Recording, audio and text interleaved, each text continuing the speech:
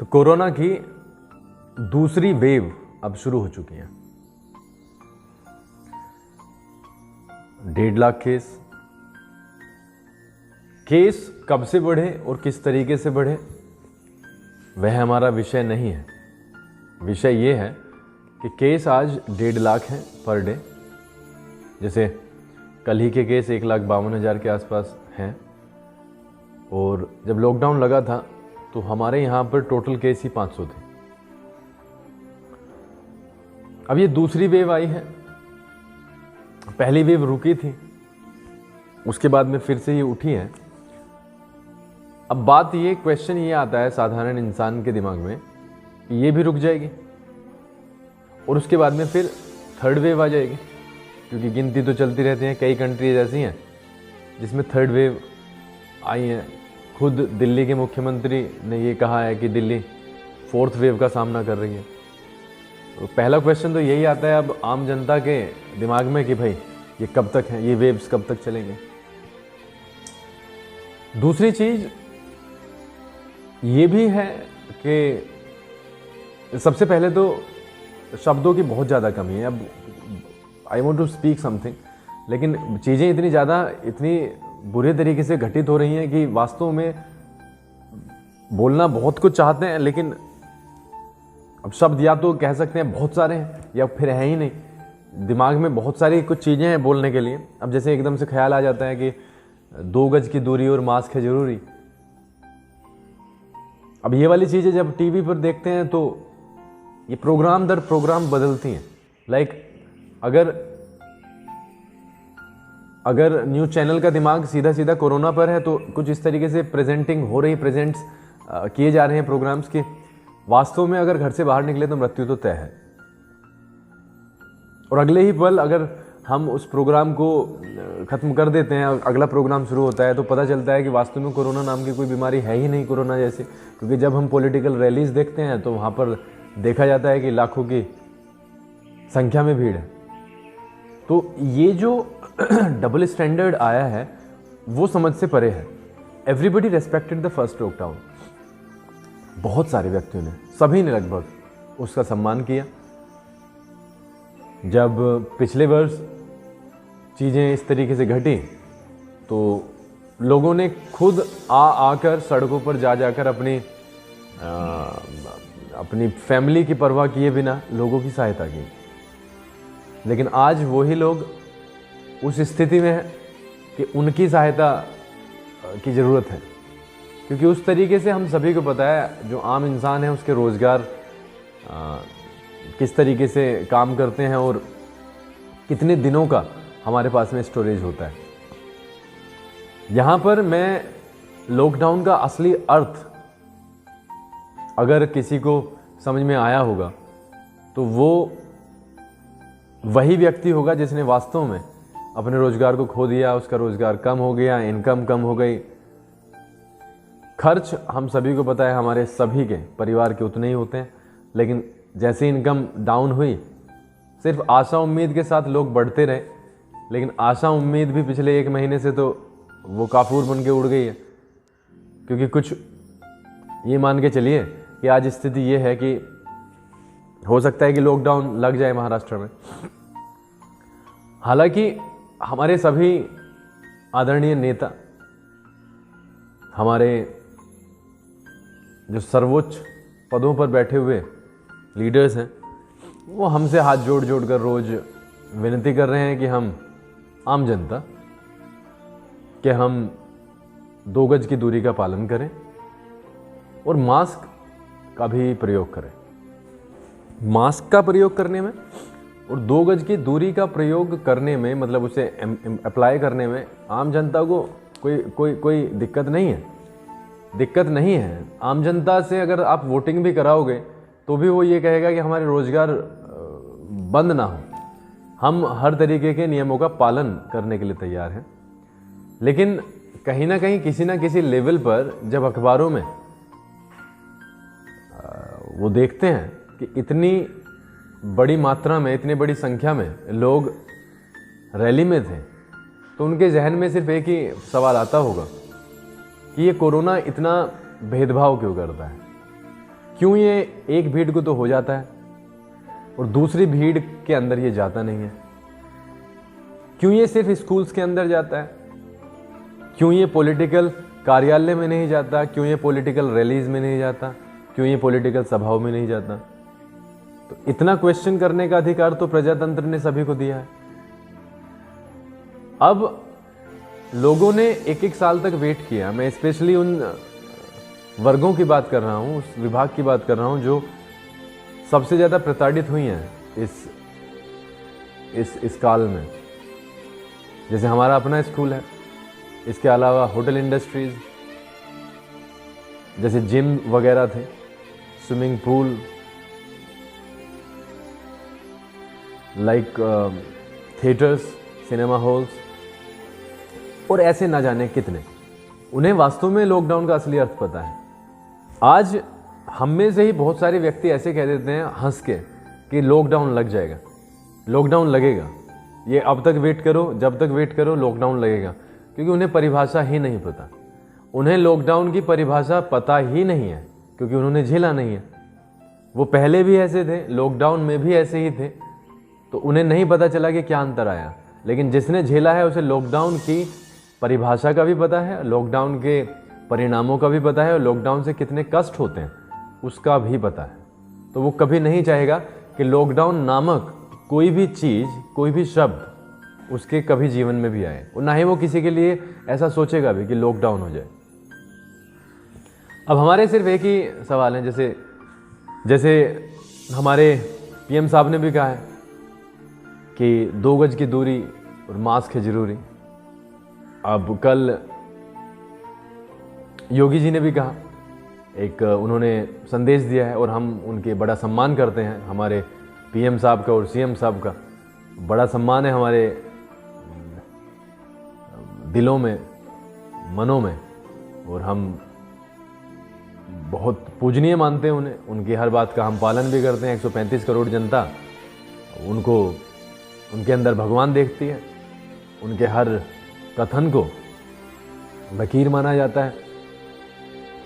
तो हम तो करेंगे, हम तो पॉलिटिकल कोई भी बात हमसे कहेगा तो हम उससे किनारे होकर, अब सिर्फ हमने भी अपना ध्येय ये बनाया है कि जो भी कुछ हो रहा है अच्छा हो रहा है, और जो भी कुछ होगा अच्छा होगा, और जो भी कुछ हुआ वो अच्छा ही हुआ। 2 गज की दूरी का भी पालन करेंगे और पॉलिटिकल रैलीज को देखेंगे भी, मास्क का भी यूज़ करेंगे। पॉलिटिकल रैली को देख करके अगर हमारे मन में कुछ विचार आते हैं उसे हम व्यंग्य के तौर पर कहेंगे भी। इतना तो अधिकार कम से कम हमसे ना छीना जाए। और जो मेरे भाई बंधु हैं स्पेशली सलावा गांव के, उनसे मेरी ये रिक्वेस्ट है कि कम से कम क्वेश्चन पूछने का अधिकार तो छीनो मत। ठीक है, हम सभी का एक पार्टी विशेष से लगाव है, लेकिन उसका ये भी मतलब नहीं है कि अपने जो बच्चों की शिक्षा है, अपने बच्चों की जो स्वास्थ्य है, अपने बच्चों का जो करियर है, आर्थिक व्यवस्था है पूरे परिवार की, उसको ही दांव पे लगा दिया जाए। खैर, कुछ लोग भय का खेल खेलना पसंद करते हैं। वो कुछ भी हासिल करने के लिए डराते हैं। वही चीज़ चल रही है। अब बात ये आती है कि कई वीडियोज यहाँ पर वायरल भी हुए हैं और क्वेश्चन भी है कि सुबह को एक व्यक्ति कुछ कहता है और शाम को कुछ कहता है, तो मानी कौन सी जाए। जैसे यही कि हमें शक्ति दिखानी है, सुबह में हमें शक्ति दिखानी है, या शाम में कह सकते हैं, एक चुन लेते हैं। शाम में हमें शक्ति दिखानी है, 2 गज की दूरी का पालन करना है, मास्क होना चाहिए, और टेस्टिंग बढ़ाओ, और वैक्सीनेशन करो, और ये करो और वो करो, हमें सबकी जान ही बचानी है। लेकिन जैसे ही हम सुबह टीवी खोलते हैं, किस तरीके से लाखों की संख्या में भीड़ उमड़ती है। वही व्यक्ति उन लाखों की संख्या को क्या कर रहा है, उपदेश दे रहा है, और वही व्यक्ति शाम को आकर के, एक तरीके से कॉन्ट्राडिक्शन ही बोला जाएगा, वही व्यक्ति शाम को आकर कह रहा है कि 5-6 आदमी भी सोशल डिस्टेंसिंग का पालन करें।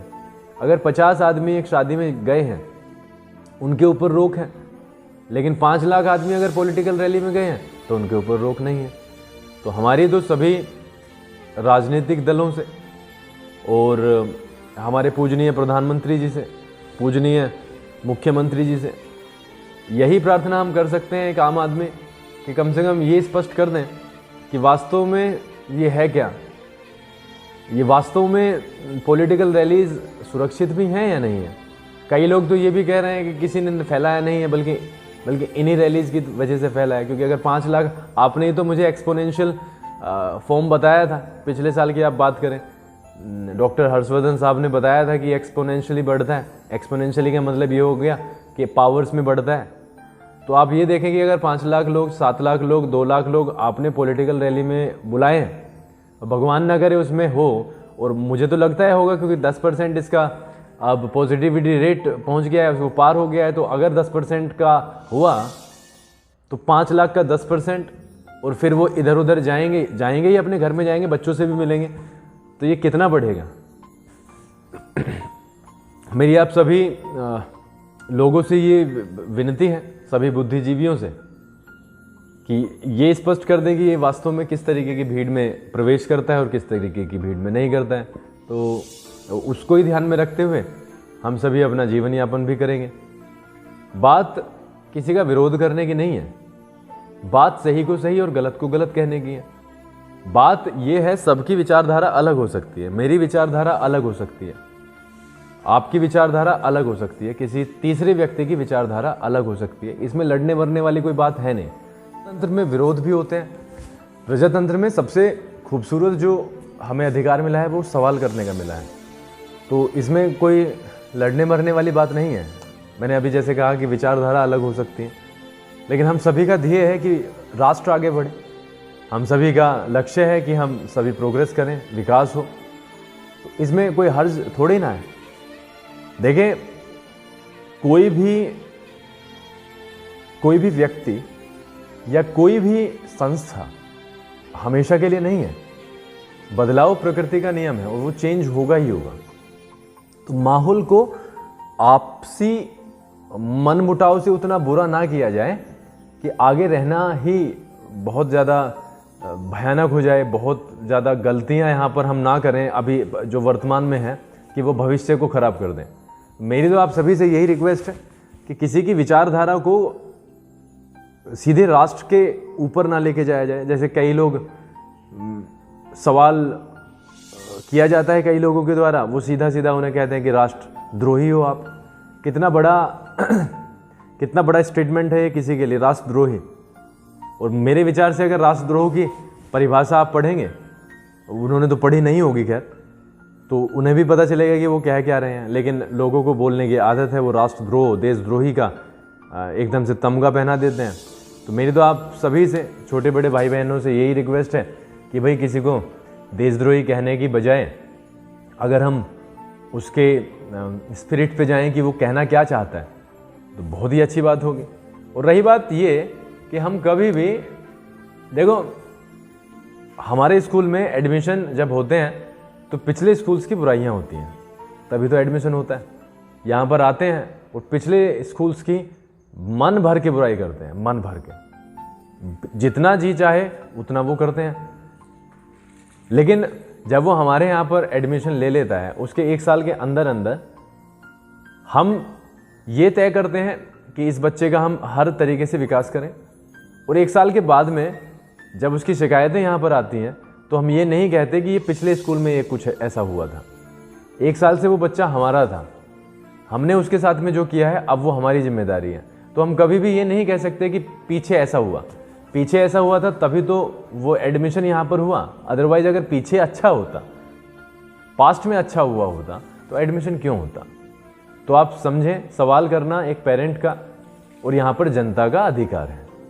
उस अधिकार को अगर कोई छीनता है तो परिवर्तन तो होता है। मैं अगर किसी गार्जियन को सवाल ही ना पूछने दूं और उसे कहूं बीच में, क्योंकि मुझे पता है 1 साल तक तो ये जाएगा नहीं कहीं, बीच में उसका मुंह बंद रख दूं, तो अप्रैल आएगा, मार्च आएगा, उसके पास में अधिकार होगा चेंज करने का, वो स्कूल चेंज कर देगा। हमारा सभी का मुद्दा यही है, विकास। इसलिए मेरी आप सभी से, मैं स्पेशली आज इसीलिए यहाँ पर आया हूँ आपके सामने कि आपसी बैर ना बढ़ाया जाए। बिना वजह के इतने गंभीर हम हो जाते हैं बिना वजह। मैं भी पिछले साल हुआ करता था, लेकिन आप समझिए बातें कि यहाँ पर चीज़ों को विद द फ्लो आप एक्सेप्ट करो जो चीज़ें चल रही हैं, और जो होगा अब तो खैर देखा ही जाएगा, क्योंकि लोग पढ़ते हैं, लोग अपने पेट काट काट कर अपने बच्चों को पढ़ाते हैं, वो सिर्फ इसलिए कि उनका भविष्य सुरक्षित हो सके। आज रोजगार की स्थिति के ऊपर कोई बोलने के लिए तैयार नहीं है, लेकिन पता सभी को है। देखते हैं आगे क्या होता है, और ये देखना बड़ा दिलचस्प होने वाला है कि कब तक इस घुटन में सांस लिया जाएगा। जब आपके मुंह से भी सांस ना आए, नाक से भी सांस ना आए, और जब घुटने लगे, तो देखते हैं कब तक एक व्यक्ति, कब तक एक वर्ग, कब तक एक जनता अपने पैर को, हाथ को बिना छटपटाए उस चीज़ को झेलती रहेगी। बहुत बहुत धन्यवाद आपके समय के लिए। इसे किसी भी तरीके से पॉलिटिकली ना लिया जाए, मेरी आप सभी से ही रिक्वेस्ट है। मेरे जो भी प्रधानमंत्री जी हैं, जो भी मुख्यमंत्री जी हैं, पूजनीय हैं, और मैं उन्हें हाथ जोड़कर नमन करता हूं कि इतना अच्छा वो जागरूकता अभियान फैला भी रहे हैं। वो अभी मैंने एक वीडियो शेयर किया है योगी जी का। योगी जी कह रहे हैं कि 2 गज की दूरी और मास्क है ज़रूरी, तो उसका हम पालन करेंगे। सुबह शाम करेंगे, रात को करेंगे, सुबह में उठते ही करेंगे, तो इसमें कोई दो राय नहीं है। उन्होंने जैसे कहा है हम बिल्कुल करेंगे। हम चाहते हैं कि विकास हो, और विकास कर भी रहे हैं। बहुत बहुत धन्यवाद।